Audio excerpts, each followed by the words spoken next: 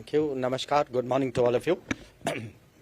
My cabinet colleague, Hardeep Puri ji, Lieutenant Governor Saxena ji, Sherpa Amitabh Kant ji, Chief Coordinator Harsh Shingla ji, ambassadors, my colleagues, the G20 team, the ministry, friends.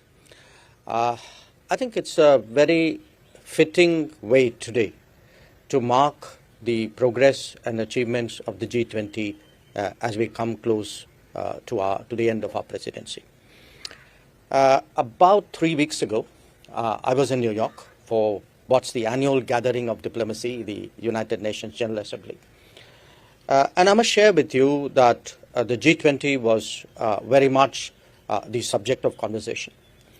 A lot of people were still a little surprised that the G20 could bridge what were strong positions and deep divides. Many other countries also took particular satisfaction at the permanent membership of the African Union in the G20. But overall, there was a sense in global diplomacy, really, that this G20 actually delivered very substantively on what were the most pressing issues of the day, and that quite honestly turned out far better than most people expected. Now that's the way the world saw it. I think ambassadors in particular have had the opportunity to travel around India. That was the way we engineered the G20 process.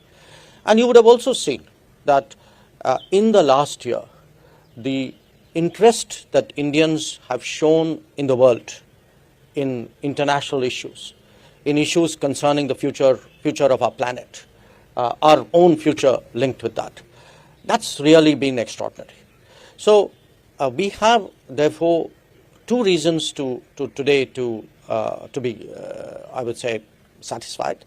One, that in the totality of global diplomacy at a very difficult time in international politics, actually G20 was a big plus on the positive side of the global ledger.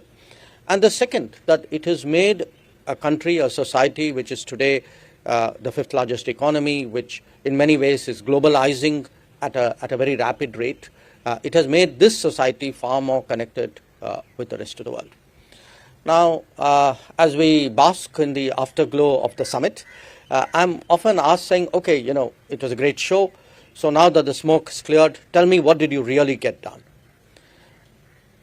When I look at what we got done, and to me, the 4 or 5 key takeaways were the action plan for the SDG, which directly fed into the SDG summit, which happened after the G20.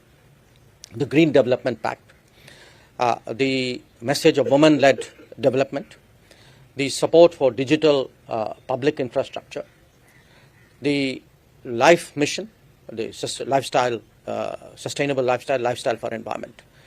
At the end of it all, there was a very strong sustainability, green, global south image that came out of the G20. And that is why I feel today that the ceremony that we will be commencing after this is a very fitting way, really, of marking this G20.